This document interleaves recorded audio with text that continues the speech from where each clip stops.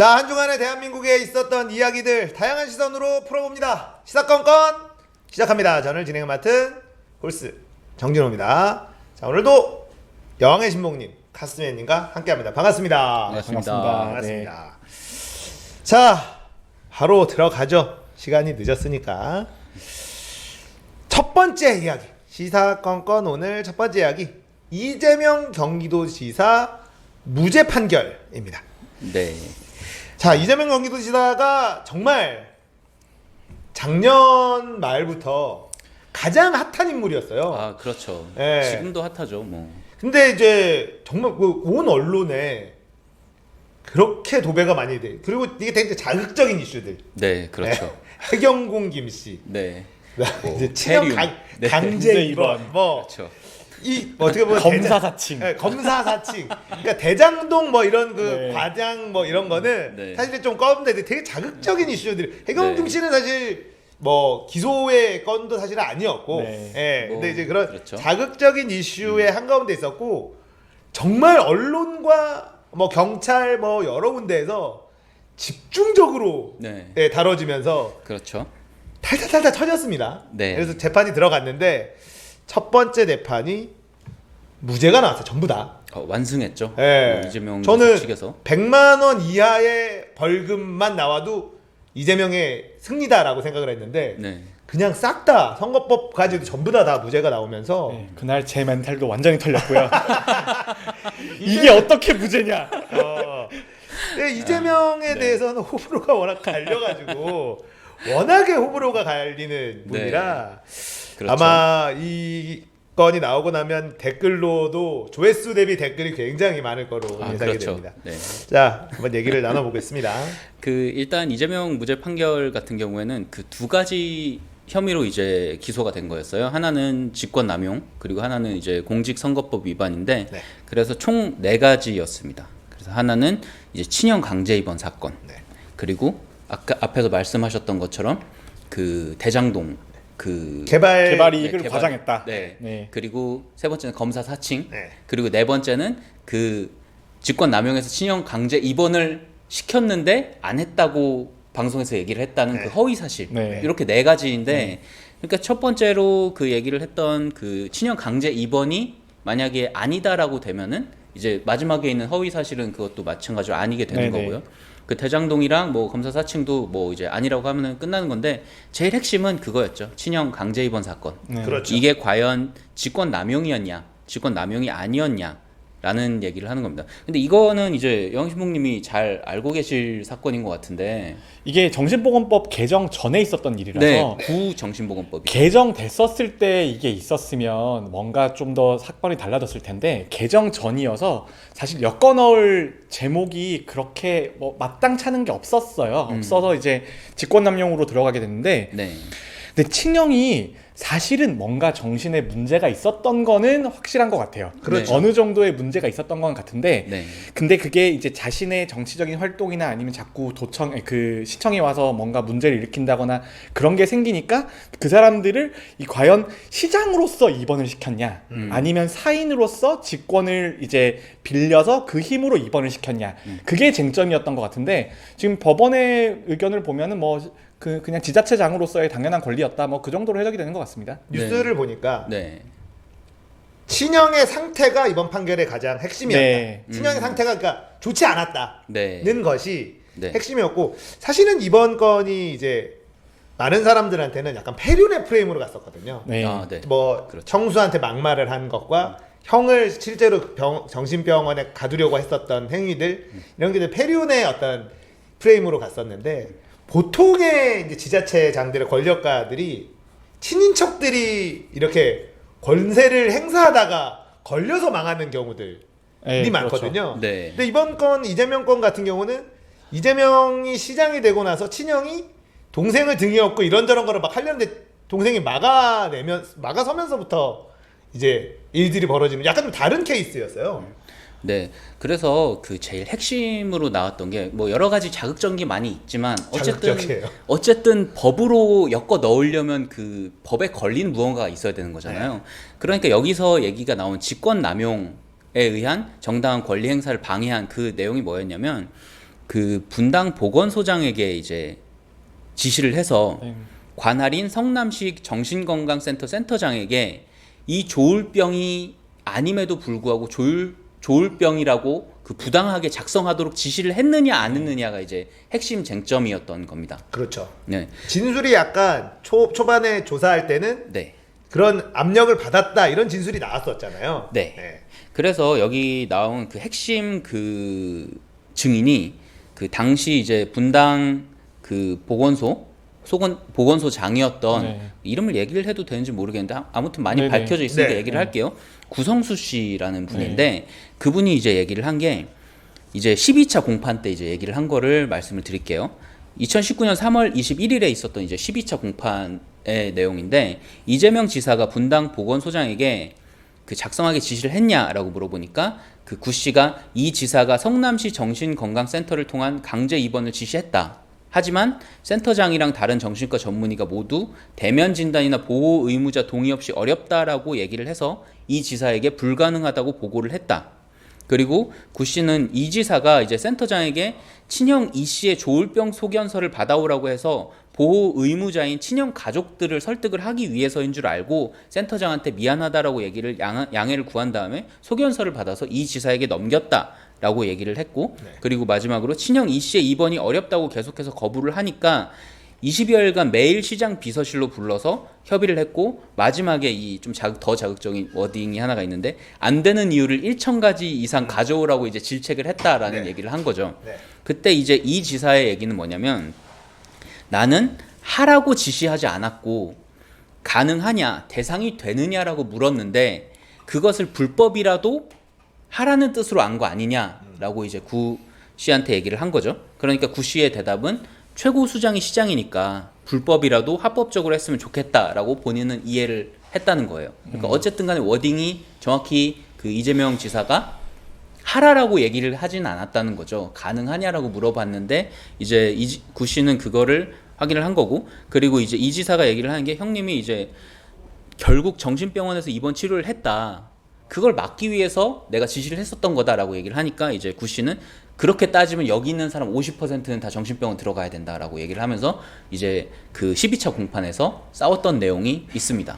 일단 근데 네. 객관적으로 좀 봐야 되면 보건소장과 시장의 관계 역학을 좀 알아야 돼요. 네. 근데 우리가 보건소가 있잖아요. 근데 보건소는 기본적으로 시군구 단위에 설치가 되는 거거든요. 서울은 구 단위. 네, 시군구가 이제 기초자치단체잖아요. 기초자치단체에 하나씩 들어가게 되는데 이 보건소장이라는 위치가 결국은 시장이 바뀌면 물러나는 구조예요. 그러니까 정확하게 보건소장의 직속 상관이 시장인 거거든요. 그러니까 그 시장 입장에서는 보건소장은 자기 밑에 있는 정말 직속 부하 중에 한 명이에요. 직속 부하 중에 한 명인데 제가 보기에 거기 이제 소장님은 이미 시장님한테 너무 많이 시달려서 이미 빈도가 좀 상했어요. 마음이 좀 상한 상태예요. 그러니까 말이 좋은 말이 나올 수가 없죠. 뭐 당시에 그래서 얘기를 한 게 자기가 원래 분당 그 보건소장이었는데 이런 얘기가 있었죠. 그 자기를 이제 다른 데로 옮겨가지고 그 인사 이동을 시키고 자기 말을 잘 듣는 사람을 데려온 게 아니냐. 그래서 본인은 자천당했다 뭐 이렇게 네. 주장을 했었죠. 네, 그분이. 처음에 그렇게 얘기를 했었는데 그 사실을 보면은 1년 단위로 그 보건소장 그 3명이 돌아가면서 이제 분당구, 수정구, 중원구를 돌아가면서 이제 맞더라고요. 그래서 1년 단위로 3분인데 최대식, 구성수, 이형선이라는 분인데 이 3분이 이제 돌아가면서 이제 자리를 맡습니다. 그런데 그 구성수 씨가 물러나고서 이제 들어온 분이 이형선 씨인데 이형선 씨가 이런 또 얘기를 하는 거예요. 브라질 출장을 가서 이 지사가 독촉전을 계속했다.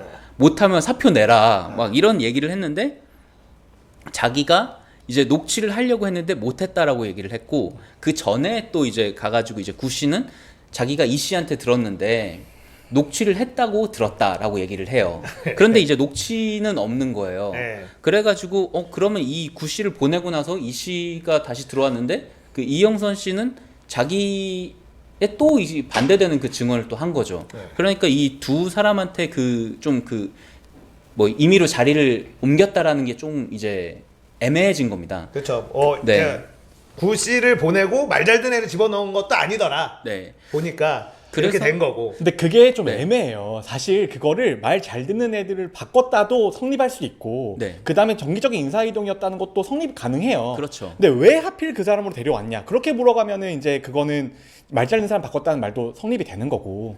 네, 그런데 그 세 명이 그 돌아가면서요. 그러니까 여기서 분당구에서 이제 수정구로 갔거든요.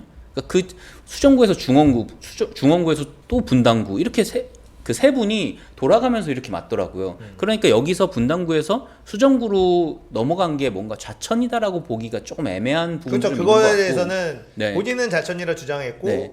좌천일 수 없다라고 네. 이재명 시장 쪽은 주장을 했죠. 근데 좌천일 수 있는 게 성남에 살아보면 분당의 일과 수정구의 일은 완전히 달라요. 분당구의 일은 조금 더 멋있는 일이에요. 멋있고 편한 일이에요.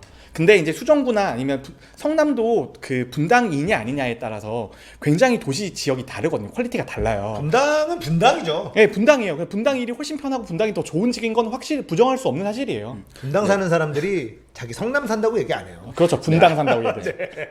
그래서 그 처음에는 그렇게 얘기를 했다가 본인도 그 왔다 갔다 하는 게 약간 애매한 그런 부분이 있잖아요. 그러니까 다시 이 12차 공판에서 주장을 한 거는 결국은 이분이 하남시 보건소장으로 갑니다. 네. 그래서 분당에서 나를 하남으로 뒤늦게 내쫓았다. 그때 이를 앙심을 품고 보복성으로 내쫓았다라고 주장을 하는데 이것도 또 약간 그 시간이 좀 많이 지났기 때문에 조금 애매한 그런 부분이 있었던 거죠. 근데 네. 그 부분은 좀 그 좌천이 아닌 것 같긴 해요. 왜냐하면 기본적으로 기초자치단체에서 보건소장을 이제 뽑는 형태이기 때문에 하남시랑 성남시는 다른 지자체잖아요. 네. 다른 지자체 그건 그냥 인사이동이 아니에요. 그렇죠. 인사이동이 아니라서 그건 아닌 것 같은데 저는 여기서 하나 의문을 제기하는 게 왜 보건소장마다 그렇게 그 일을 하기 싫어했냐는 거예요. 분명히 그 일 자체는 가정사의 책임을 지자체에 있는 보건소장한테 넘긴 거예요. 강제 입원시키라는 것. 그거 자체는 분명히 문제의 소지가 있는 거라고 저는 확신을 하거든요. 근데 결국 진짜 강제 입원을 시키라고 지시한 것이 아니라 강제 입원 전 단계인 뭐 진단은 네. 강제로 받게 해야 되는 거가 그 당시에 법에는 가능했었고 그렇게 가능하죠. 가능했죠. 예. 그거를 지시한 거다라는 거고 네. 그게 이제 강제 입원을 지시한 거냐 강제 입원에 필요한 강제 진단을 지시한 거냐 여기에 싸움에서 결국은 이재명 지사 쪽이 이긴 거라는 거죠. 지금 이 재판 네. 자체가. 그런데 이제 그 다음에 나왔던 이제 18차 공판이 있는데 2019년 아, 4월 공판도 겁나 많이 했어요. 많이 했다. 4월 11일에 한 건데 여기서는 이제 대한신경정신의학회에서 추천한 심리부검의 권위자인 백 씨라는 분이 이제 등장을 하는데 네. 네, 이분이 이제 이재선 씨가 생전에 남긴 글과 자료를 통해서 감정 증인 의견서라는 거를 이제 작성을 하는 거죠. 그랬더니 상태로 봐서는 2012년 1월부터는 치료의 필요성이 있었고 입원 필요성이 4월, 6월 정도에는 상당히 고려되는 상황이었고 7, 8월에는 분명히 필요했다. 그래서 그런 이제 자기 증언 그런 네. 걸 이제 기록한 걸 내고 그리고 이제 또 얘기를 한 게 현재 환자와 가족은 물론 이제 시민 안전의 문제를 보호 의무자의 결정에만 과도하게 의존해온 문제가 있다. 저희가 지난번에 얘기를 했었던 정신보건법의 그 얘기를 문제를 얘기했었죠. 네. 그렇죠. 네. 직계 가족이어야지만 네. 되는 네. 뭐 이런 거. 그래서 정신건강에 대한 시군구청장의 책임과 역할이 보다 강화될 필요성이 있다라는 그 개인 의견도 얘기를 하는 부분이 있었습니다. 아 근데 이게 진짜 웃긴 게 가족 보호 의무자는 아니지만 어쨌든 가족이면서 시장이잖아요. 네, 그렇죠. 그럼 어떡해요? 근데 이거는 굉장히 유니크한, 굉장히 독특한 사건인 거예요. 이게 자기 가족의 문제이면서 그 다음에 시민의 안전을 책임진다는 시군구청장인 거잖아요. 그렇죠. 그럴 때는 어떻게 해야 되는 거냐? 그런데 여기까지는 되게 애매했는데 결정타가 이제 나온 게 20차 공판에서 나왔습니다. 2019년 4월 25일에 있었던 20차 공판인데 검찰에서 사생활이 담긴 내용이라면서 거부를 했었던 그 내용이 있습니다. 이 지사 친형의 휴대전화랑 보이스 레코드 더해 있는 음성 파일인데 법원이 이제 이재명 지사의 방어권을 인정을 해서 열람을 허용을 하면서 22일에 이제 법원에 제출이 된 내용인데 여기서 이재선 씨랑 백모 의사가 조증약 처방을 없던 일로 하자며 말을 맞추는 통화가 나오고요. 맞아요. 이게 결정타였다라고 하죠. 그리고 백모 의사가 이재선에게 조증약을 준 것으로 추정된 자리에 백 씨의 정신과 후배가 동석했다고 시인하는 통화 그리고 이재선의 어머니가 이재선에게 정신질환 치료를 수차례 요청하는 내용의 통화가 나오고 2012년 당시 경남 고성군, 성남시 의회, 롯데백화점, 순회점 등에서 난동을 부린 녹취가 네. 나오고 이재선이 지인 2명에게 각각 2013년에 자살 교통사고를 냈다고 고백하는 통화가 이제 나오게 됩니다. 그래서 결국 이거를 봤을 때 앞에 나왔었던 18차 공판에 나왔었던 그 전문가의 의견과 이 20차 공판에 나왔었던 이런 그 증거를 통해서 봤을 때 이게 과연 그 적합한 절차를 위반을 했느냐를 얘기를 했을 때 충분히 그렇게 해볼 만한 사유가 있었다라는 얘기를 이제 법원에서 얘기를 하고, 물론 그 과정에서 그 사적으로는 뭐 나쁜 그런 좋지 않은 그런 행위기는 했지만 어쨌든 간에 이게 중요한 거는 지금 이게 직권남용이냐 직권남용이 아니냐라는 문제잖아요. 그래서 결국은 이제 구정신 그 보건법 정신보건법에 의하면 그때 당시에는 절차상으로는 문제가 없었다라는 쪽으로 이제 결론이 난 것 같습니다. 그리고 1차에서는. 이게 좀 저도 이거를 보면서 검찰은 이 녹취록을 알고 있었어요. 알고 있었죠? 네. 네. 네, 그렇죠. 그게 그러면은 검찰이 잡고 싶었던 게 무엇인지가 저는 궁금해지더라고요. 그래서 이게 밝혀지면서 검찰에서 이게 강제 입원 사건이 아니라 강제 진단 사건으로 바뀝니다. 그러니까 강제 입원을 시키려 했다라는 거는 아닌 걸로 이제 검찰에서 바뀌고 이제 강제로 진단을 시키려 했다는 사건으로. 근데 그런 강제로 진단을 시키려고 한 거는 그 당시에 보건복지법에 있어서 정신보건법상에서는 정신보건법상에서 문제가 없는 거가 이미 네. 많이 나왔었거든요. 네, 그렇죠. 예. 그러니까 검찰 입장에서는 이걸 알고서도 강제 입원으로 기소를 해서 재판을 갔다라는 게, 법원에서 만약에 이거를 증거로 제출하라고 얘기하지 않으면 우리가 이긴다 이렇게 생각했다라는 거가 좀 저는 물음표가 찍히는 거죠. 제 생각에는 검찰이 처음에 친형의 지금 전 성남시장님이고 현재 이제 도지사님이죠. 네. 도지사님의 친형의 상태를 검찰도 처음에는 이 정도까지 심한지는 몰랐지 않았을까 그런 생각이 들고, 제가 개인적으로는 굉장히 감정이 안 좋습니다만, 네, 이재명이라는 근데 사람한테 안 좋습니다만 이 사건 구조가 어떻게 비슷하냐면은 예전에 박원순 시장 아들 그 허리 MRI 사건이 있었잖아요. 네. 박주신 씨. 네. 그때 강용석 변호사가 그렇죠. 말도 안 된다. 이게 어떻게 이게 허리가 디스크가 있을 수 있냐라고 했는데, 실제 측정장에 나온 사람이 굉장히 체격이 좋은 사람이 나와서 망했네라고 거기 있는 모든 기자들이 느꼈다고 했잖아요. 네. 근데 그런 것처럼 그때 그 사건 때문에 사실 윽티브란 애가 그렇죠. 끝났죠. 떴다가 사라졌잖아요. 아니 그래서 이제 그 구조랑 비슷한 거예요. 저도 처음에는 이제 처음에 보건소장의 이야기 이런 것들만 듣고 처음에 공판의 이야기를 들었을 때에는 이거 분명히 문제가 있다. 네. 분명히 문제 있다고 생각을 했는데, 막상 재판 과정에서 나온 걸 보니까 이 정도까지 심했어? 약간 이런 생각이 드는 거예요. 이런 생각이 드니까 거기서부터는 참 기분이 진 느낌이랄까? 일단 검사 입장에서는 어쨌든 자기가 처음에 이 사건을 맡기로 했을 때는 확신이 있어서 맡았겠죠. 보통은 다 그래서 그렇죠. 맡잖아요. 맡은 다음에 이제 점점 조사를 하다 보니까 나오는 게 본인 생각이랑 좀 다른 부분들이 나오기 시작을 하는 거죠. 하지만 이제 법적으로는 어떤 검사가 자기가 맡은 사건에서 승리하고 싶지 않겠어요. 그래서 법 안에서 그 최대한 다툼을 한 건데, 어쨌든 이제 그런 이 증거 같은 경우에 이 지사의 이제 방어권을 법원에서 인정을 해준 거죠. 그 바람에 이제 공개가 되면서 좀 어느 정도 이제 결정타가 된 것 같은데, 조금 더 제 생각에는 1심이잖아요. 만약에 이제 지켜봐야 되죠. 검찰들이 항소는 이미 들어갔죠. 네, 항소 네. 당연히 들어갔죠. 네. 네. 검찰 측에서 더 좋은 증거 마련해가지고 이제 또 다툼의 여지가 있으면 뭐 2심에서 3심에서 저는 일단은 항소에서 검찰이 이길 확률이 너무 적다고 보는 게, 네. 그나마가 사실은 대장동이라고 봤거든요. 친형이 만약에 안 네. 되면 네. 이게 결정타였고, 네. 네. 친형 강제 입원 건에서 네. 직권남용에 관련된 부분이 조금이라도, 그러니까는 일부 인정만 돼도 저는 이재명이라는 사람의 이 정치 생명이 끝난다. 예.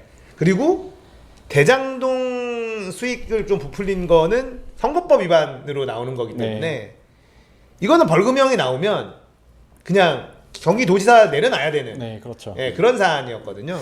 그 대장동 사건 같은 경우에는 그 자세히 아시나요? 어떤 내용인지? 네, 저도 어느 정도는 알고 있죠. 뭐 그 간단하게 정리를 하자면 아주 간단하게 정리를 하는 겁니다.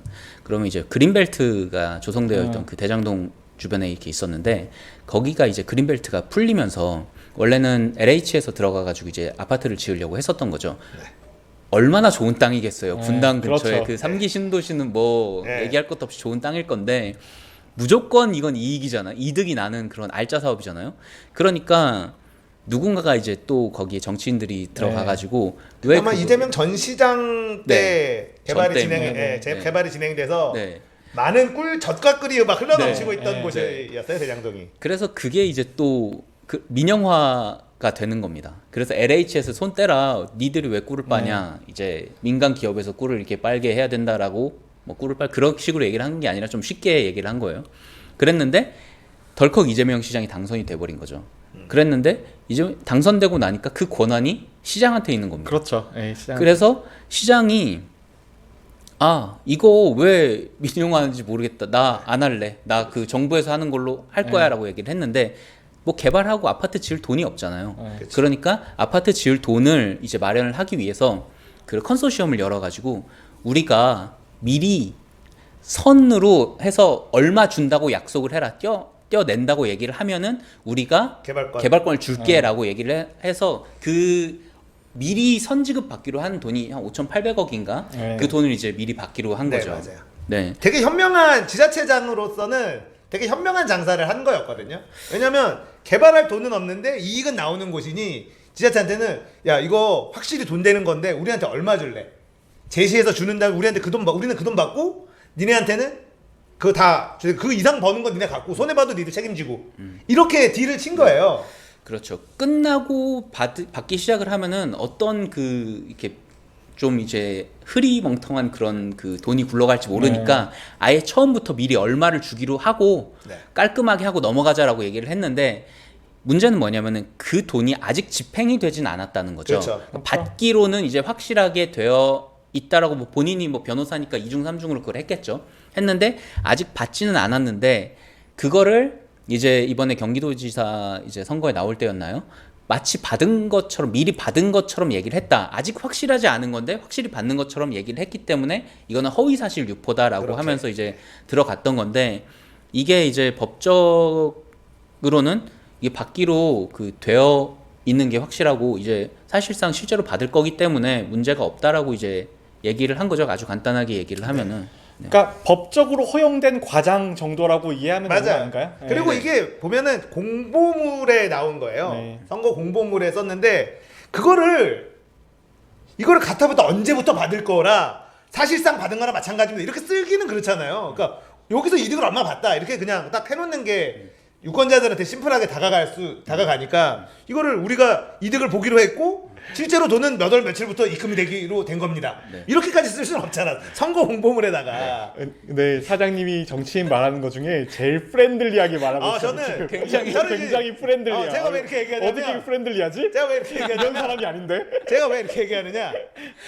이 시사건건 애청자분 중에 흰곰이라는 친구가 있어서 아니 직접 언급하시면 흰곰이라는 친구가 있어가지고 안 그래도 보겠죠. 제가 왜냐면 이재명이 저는 이거 무조건 여기서 질 거라고 봤어요. 대장동에서요? 대장동이 아니라 이 재판에서 이 재판에서 살아남을 확률은 거의 제로에 가깝다. 왜냐면 너무 오랜 기간 언론과 경찰과 검찰한테 이렇게까지 두드려 맞고 살아남은 정치인은 없다. 근데 만약에 여기서 살아남으면 이재명이라는 정치인의 생명력은 인정해줘야 된다. 그게 얘기를 했어요. 그리고 저는 100만 원 이하의 벌금만 나오면 살아남은 거다라고 생각하고 죽었다라고 생각했거든요. 많은 사람들이 죽었다라고 생각했어요. 이재명 끝났구나. 살아남을 수가 없어요. 근데 살았잖아요. 그래서 가지고 이제 프렌들리하게 얘기해 주는 거예요. 네, 강한 자가 이긴 게 아니고 아, 네, 그럼요. 살아남은 자가 강한 네, 거죠. 강한 자가 살아남은 게 아니고 살아남은 자가 강한 거지. 호불호가 네. 강해요. 이재명은 노무현에 비할 바가 아닙니다. 호불호를 따지면. 저는 호불호가 강한 게 싫어요. 그냥 아 그렇죠. 그것도 싫어요. 그렇죠. 그냥 싫어요. 제가 원래 사람을 대놓고 싫어하진 않거든요. 근데 제가 성남에서 한 2, 3년 동안 왔다 갔다 하면서 일을 했어요. 네. 일을 했는데 거기 이제 그 성남시 의료원이 어떻게 개발되어 가는지 그런 것들도 봤는데 일단 기본적으로 이재명이라는 사람은 자기가 옳다는 확신이 너무 강하기 때문에 주변 주변 사람 사람 말을 안 들어요. 아, 그럼 주변 사람 힘들어요. 안 들어요. 그래서 혹시 대장동 그래 잘 될 수 있다 쳐. 재수 좋아서 잘 될 수 있다 쳐. 네. 그러면은 자기가 잘못된 판단을 해서 어떡할 건데. 그걸 누가 말릴 건데. 근데 대장동은 지자체 입장에서는 무조건 남는 장사를 한 거죠. 그렇죠. 예. 근데 누가 왔어도 남는 장사를 했을 거예요. 그 남는 돈을 아니죠. 다른 데로 주려고 했던 그 전시장이 거였는데 그래서 몇 그 전시장이 명이 다른 데랑 들어갔거든요. 나눠 먹으려고 한 걸. 우리 LH가 얼마나 빚이 많은데. 아니 그게 LH가 아니라 일반 딴 데로 네. 하려고 했었어요. 네. LH가 하는 거를 민간 회사들이 그 개발을 네. 이렇게 하고 거기에 또 그 친인척이 또 껴 있었어요. 대장동 개발 사업에. 그래서 꽤 많이 이제 잡혀 들어간 네, 거예요. 그거 해서 근데 이재명 그거는 대장동 거는 저는 지자체장들이 할 수 있는 개발 이슈 가지고 할 수 있는 네. 가장 리스크를 적게 안고 현금만 딱 확보하는 거잖아요. 뭐 제가 그래서 봤- 할 수 있는 제일 좋은 카드, 네. 좋은 선례라는 생각이 좀 들긴 하는데. 전 대장동은 잘 했다고 생각을 해요. 개인적으로 수도권에 있는 그 정치인들, 시장이나 그런 특히 분당이나 뭐 수원 뭐 그런 쪽으로 만약에 가면 고양 뭐 이런 데로 갔을 때 신도시급의 그런 파워를 가진 쪽에서 이제 개발 이슈를 어떻게 다뤄야 되냐라는 네. 측면에서 저는 봤을 때 나쁘지 않았던 것 같습니다. 전 좋은 선례라고 네. 느끼는 네. 게 뭐냐면 괜찮은 것 같아요. 우리가 이제 민영화를 하고 돈이 없으니까 일단은 뭐 몇 년간의 운영권을 주고 손실을 봤을 때 보전을 해주고 막 이러잖아요. 근데 그게 아니라 야 이거 남는 거 뻔하잖아. 그러니까 우리를 얼마를 그냥 딱 이거를 해서 우리를 얼마 딱 주기로 결정이 나면 우리는 그것만 먹고 얼마가 더 남든 우리는 터치 안 할게. 그러니까 지자체 입장에서는 돈만 챙기고 빠지는 거거든요. 그 땅에 대한 어떤 개발권이나 이런 걸로. 근데 그게 그 아까 말씀하신 그 영희신봉님 말씀하셨던 것처럼 본인에 대한 확신이 너무 강하다 보니까 이거 너희 무조건 남는 거냐, 내가 이렇게 해도 너희 들어올 거 아니야라고 했을 때 본인이 생각한 게 그 실제로 맞으면 상관이 없는데 네. 본인의 전문 분야가 아닌 곳에서 그런 아니면 피곤해질 수 그 있어요. 확신을 자꾸 내고, 그리고 그 특히 저는 또 별로였던 것 중에 하나가, 영신봉님이 별로 안 좋아할 것 중에 하나가 뭐냐면 그 CCTV 그 수술방 CCTV. 네. 사실 저는 찬성입니다. 사실 의외인데요? 네, 사실 저 그거는 찬성이에요. 네. 그게 어쨌든 수술하는 환자의 동의가 있을 때라는 단서가 네. 붙어 있거든요. 네, 그리고 저는 찬성입니다. 예. 경기도가 운영하는 의료기관에서만 하는 거잖아요. 본인이 경기도지사로서 할 수 있는 것들. 친구들이 이거 보면 저를 죽이려고 할 텐데 전 찬성이에요, 기본적으로. 예, 저도 이재명 화이팅. 그러니까 찬성할 수밖에 없는 게 국민들이 불안해하잖아요. 그 안에서 불신이 생기는 것보다는 그런 거를 해서 억울한 의사들도 사실은 좀 피해를 좀 안 입게 되는 일이 될 수도 언제 있고. 한번 수술방 CCTV는 따로 다룰 일이 있으면 좋긴 할 텐데 네. 저는 기본적으로 정치인도 안 믿고 의사도 안 믿어요. 예, 아무도 안 믿어요. 네. 그래서 누군가를 감시할 수 있는 수단은 항상 필요하다고 생각하거든요. 네. 저도 뭐 그 생각에 동의를 합니다. 그러니까 저도 지금 이재명 지사에 대해서 굉장히 프렌들리하게 얘기하고 있다고 하지만 경기도지사가 돼서 한 것들 중에 마음에 드는 정책도 있지만 마음에 안 드는 것들도 꽤 있어서 근데 제가 지금은 제가 그 전에 해놓은 말이 있어서 이번에 이제 무죄가 되면 이 재판에서 이기면 나는 이재명을 지지하겠다 이렇게 얘기해 놓은 게 좀 있어요. 이재명 네. 지지 선언까지 하셨어요? 지성을 하셨어요. 네. 아이고. 이번에 살아남으면은 살아남으면 난 네. 지지하겠다. 진짜 했어요. 인정해줘야 되는 거 아니냐. 걔가 잘났든 못났든 이거 살아남는 거는 대단한 거다. 아니 이렇게 얘기를 살아남았으니까 지지하는 거예요? 네. 지지의 이유는 너무 단순한데? 아니 처리할 수도 있죠. 처음에는 사실 뭔가 그냥 이재명 뭐 이런 사람 있는 거 아니야 그랬는데 너무 그 뭐야 흔들기를 하는 거를 이게 뭐였냐면 그 이재명을 너무 싫어하는 사람들의 이 여론이 너무 이성적이지 않은 거예요. 해경군 김씨 맞잖아. 네, 맞잖아요. 아니면 어떡할 건데. 근데 이 사람들의 논리가 너는 되게 불만이었던 게 그 어떤 페미 사건들 때문에 막 분노하던 시기였거든요.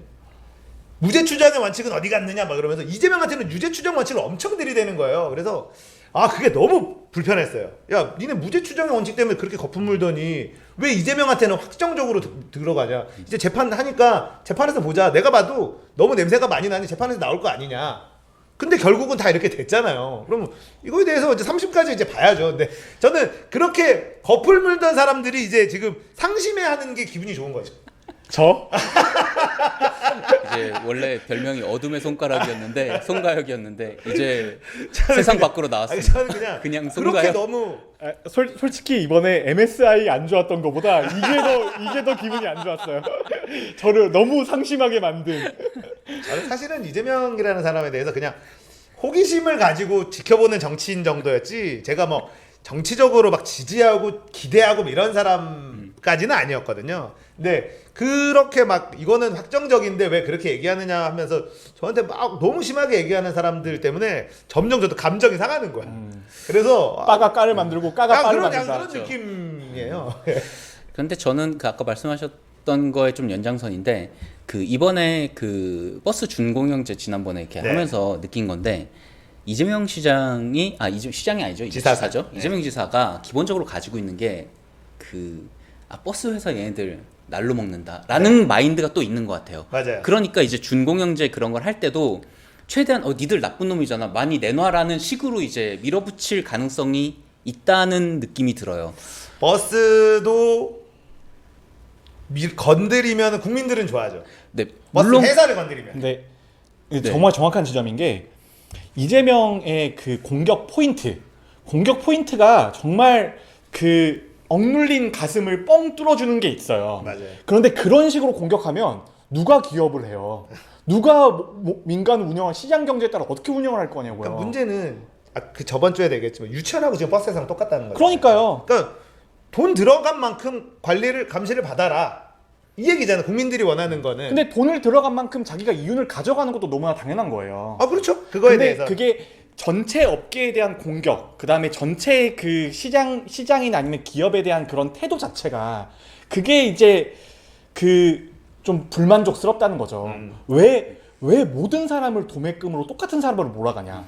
근데 국민들은 어쨌든 거기에 퍼져 있는 게 너무 심하기 때문에 지금 경기도민들은 서울시는 요금도 안 올렸는데 경기도는 올리고 지금 불만이 많거든요.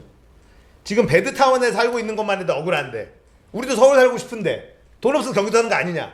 근데 또 교통비는 우리가 줄일 수 없는 교통비는 올라가고. 이거를 일거에 해결할 수 있는 방법이 경기도 버스 회사 몇 군데 비리 털면 그러면 이제 바로 역시 나쁜 놈들은 버스 회사였어 이재명은 죄가 없어 뭐 이런 식으로 그러니까 이제 그게 바꿀 가장 수가 있어요. 쉽고 편한 해결 방법이지만 그건 본질적인 해결이 아니라니까요. 네. 그래서 저도 그런 부분에 대해서 별로 이게 좀 불안한 거예요. 이 사람이 성남시장과 그 경기지사로서의 그 운영을 할 때 그런 식으로 운영을 하는 걸 봤기 때문에 만약에 정말 대권 주자가 되고 대통령이 됐을 때도 뭔가 본인이 얘는 나쁜 놈이야라고 생각을 하면 그 나쁜 놈에 대한 그 전방위 폭격을 하는데 이게 정말 이 산업의 좋은 방향인지 나쁜 방향인지는 너무 그냥 본인의 생각이라는 거죠. 그런 경향이 좀 있는 것 같아서 저는 좀 불안한 마음이 저는 있어요. 본질이 아니어도 버스는 털어봤으면 좋겠어요. 본질이 아닌 거고 나발이고 간에 택시기사, 버스 회사는 왜 이렇게 못하는 거예요? 아니 왜 기사들만 계속 나오고 택시 회사는 절대 안 망하는데 근데 택시나 버스 회사는 돈 있다고 지금 아무나 들어갈 수도 없어요. 못하는 게 아니고 털만큼의 수익이 아직까지 안 나고 있는 거예요. 근데 그 회사의 사주들은 절대 손해를 안 보고 있잖아요. 손해는 안 보지만 큰 이익도 안 보잖아요. 흔히 많이 보던데. 근데 그 정도 큰 규모의 기업이고 그 다음에 그 기업이 그만큼 순이익이 안 나지만 안정적인 자산이기 때문에 그걸 보유하고 있는 사람들이잖아요. 그러니까 어쨌든 관리 감시 시스템은 작동이 돼야 되는데 그게 안 되고 있다는 거잖아요. 택시 같은 경우는 산학금 제도가 지금 네. 산학금 제도라는 게 뭐냐면 우리는 기본적인 자본을 딱 대서 택시 기사한테 자 이거 쓰게 줄 거야. 이걸로 돈 얼마까지 벌고 그 이상 번 건 너 가져. 이 시스템이잖아요. 그렇죠. 그러니까 죽어도 안 망하는 시스템을 고집을 하고 있는 큰 돈을 벌 수는 없지만 무조건 어느 정도 일정 이상의 수익을 내는. 근데 그 수익이 어느 정도인지 아무도 모르죠. 그런데 그거를 이제 해결을 하는 방법이 좀 잘 생각을 해서 좀 약간 부작용이 적은 방향으로 충격이 적은 방향으로 좀 더 개선을 시켜 나가는 방향이 되면은 참 좋겠는데 그런 느낌이 아니라 너희들은 국민의 적이야라고 이제 적을 만들어 놓고 집중 포격을 해서 이제 막 윤리적으로 뭐 그런 본인의 그 자존심까지 이제 무너뜨리는 그런 방법이 저는 너무 공격적이라는 느낌이 들어요. 그런 거를 좀 많이 하는. 그게 네. 이재명의 호불호 갈리는 포인트긴 해요. 네, 그래서 그게 좋아하는 사람들은 예. 저렇게 시원하게 네, 조질 그렇죠. 때는 저렇게 조져야 돼 막 이렇게 네, 얘기하는 네, 거고 그렇죠. 우려를 하는 사람들은 저거 하나 시원하려고 나머지 초가상간 다 태우는 거 아니냐 네. 뭐 이런 우려가 있는 거고. 근데 세상은 흑과 백으로 명확하게 나눠지는 게 아니에요. 네, 그렇죠. 세상은 회색이에요, 회색. 회색 중에도 정말 심연을 알 수 없는 정말 진한 회색이란 말이에요. 세상에 착한 사람이 어디 있어요? 완전 나쁜 사람은 어디 있고. 그럼요. 네. 네. 김정은. 김정은도 착한 면이 있나? 조심하십시오. 저는 할 수 있어요. 저는 김정은 개새끼는 할 수 있는데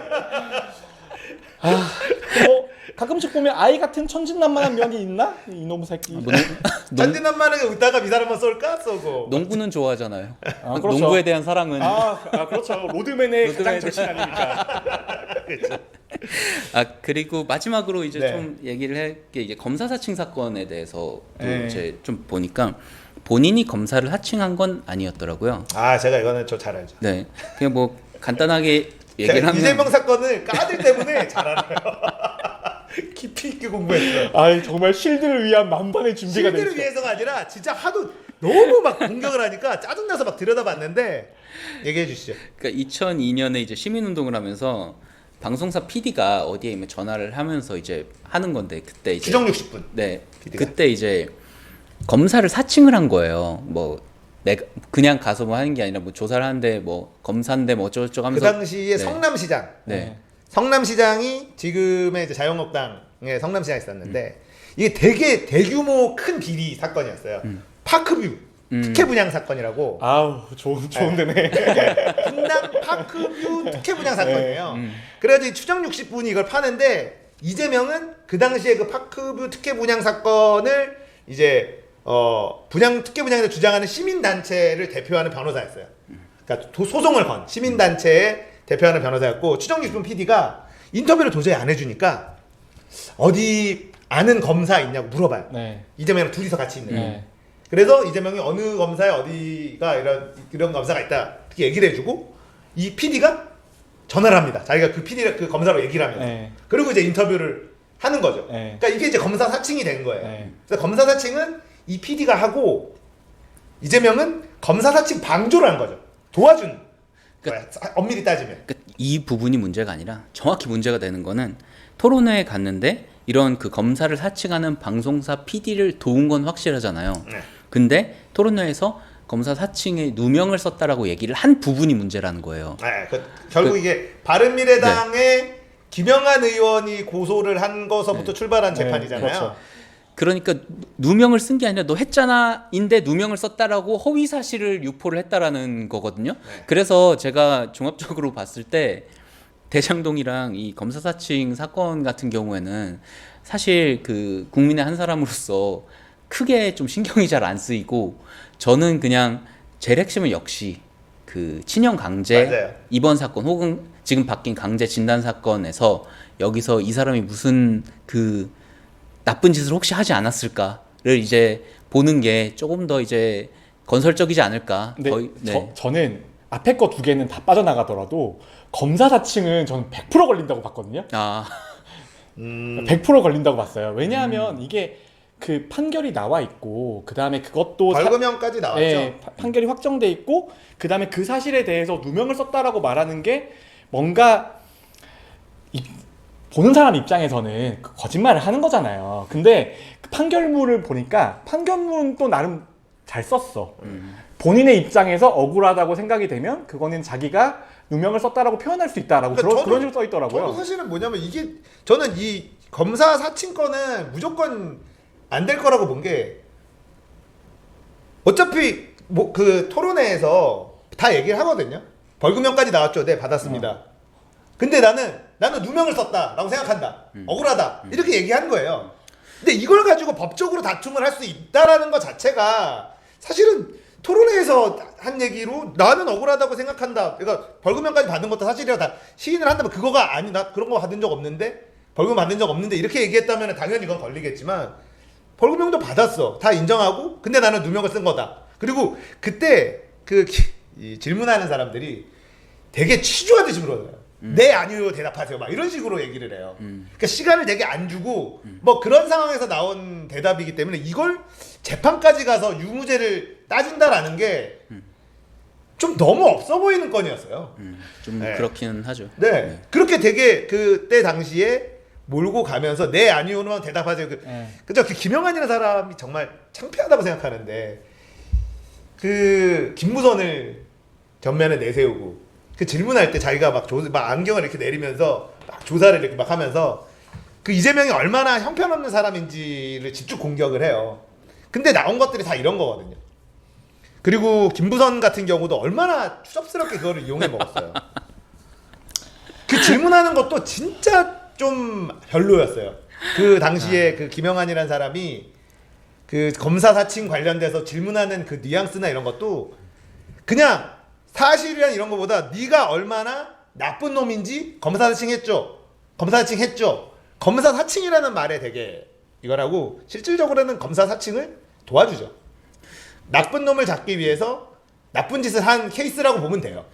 그게 되게 잘 먹히나 봐요. 그 계속 자유한국당에서도 문재인 독재자다 이렇게 얘기를 하면은 그게 이제 각인 효과라 그러잖아요. 그 문재인이 독재자인가 이렇게 생각을 한 번 더 해보는. 문재인은 이미 그쪽 네. 분들한테는 독재자죠.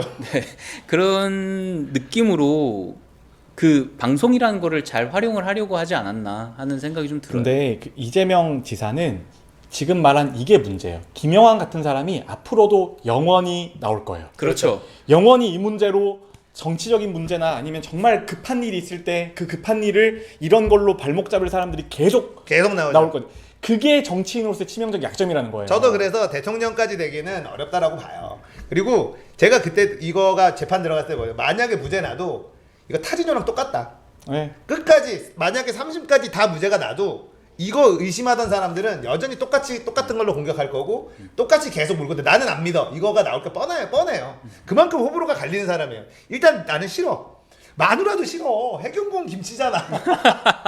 이상하잖아. 핸드폰 바꿨잖아. 인정. 아니 그건 인정. 누가 봐도 인정이 아니라 인정. 근데 누가 봐도 의심스러운 구석이 많아요. 근데 맞아요. 법적으로 갈굴 수 없잖아. 그러니까 이게 참 법적으로 갈굴 수 없잖아요. 제 거기 사모님이 너무 싫어요. 사실 솔직히 사모님이 정말 제가 용납할 수 있는 수준의 사람이 아니에요. 아, 사모님도 너무 싫고요.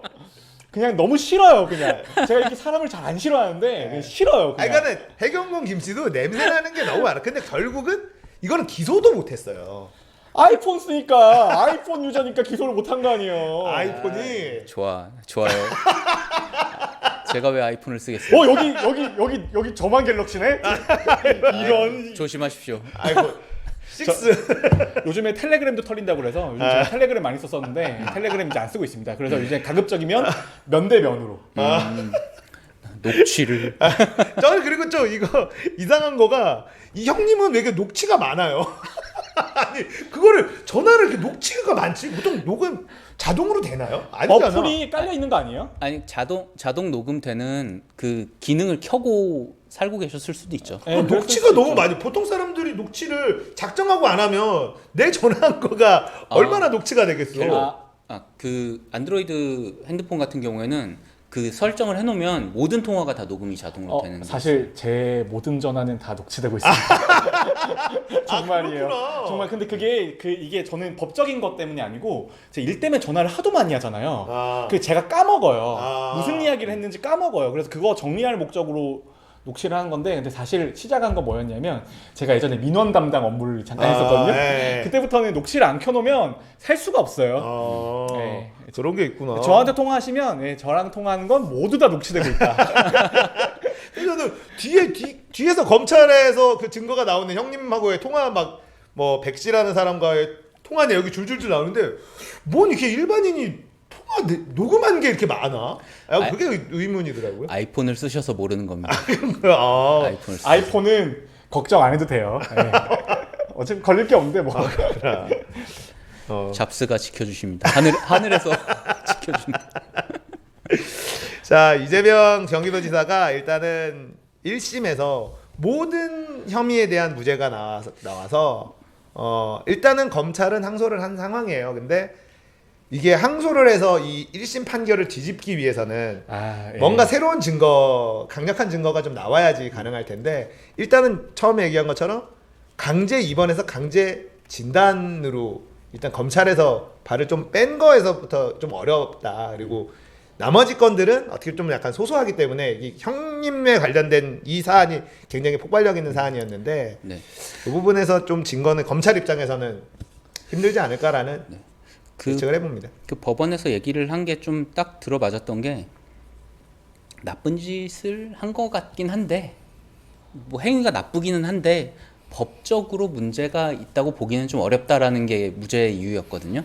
좀 그게 이재명이라는 사람을 얘기를 하는 그 하나의 키워드가 아닌가. 법에 걸리지 않을 만큼 나쁜 짓을 한다. 아니 법에 걸리지 않을 만큼 그 나쁜 짓이라기보다는 자기가 좀 무리한 일을 저질러도 법 테두리 안에서 하더라. 그런 느낌이 좀 있어요. 이건 또 쉴드 같은데. 아니 뭐 저는 나쁜 사람이라고 생각하진 않아요. 이 사람도 이런 사람도 필요하긴 하고 뭐 그렇기는 한데 그러니까 네. 이재명의 가장 큰 약점은 와이프랑 인상이에요. 너무 얍삽하게 생겼어. 아이씨 먹방 한번 찍어야 되는데 그 재명이 형님이 너무 이런 인상 자체가 안 좋아서 싫다는 사람 많아요. 목소리랑 이런 것 때문에 싫다는 사람들 꽤 많거든요, 정말로. 제가 엊그저께 MB에 그 군대 가가지고 미역국 먹방한 거 다시 봤거든요. 네. 아 너무 맛있게 먹어. 미역국이 먹고 싶어질 정도로 먹더라고. 자, 이재명 지사 1심 재판 무죄 관련돼서 이야기 나눠봤습니다.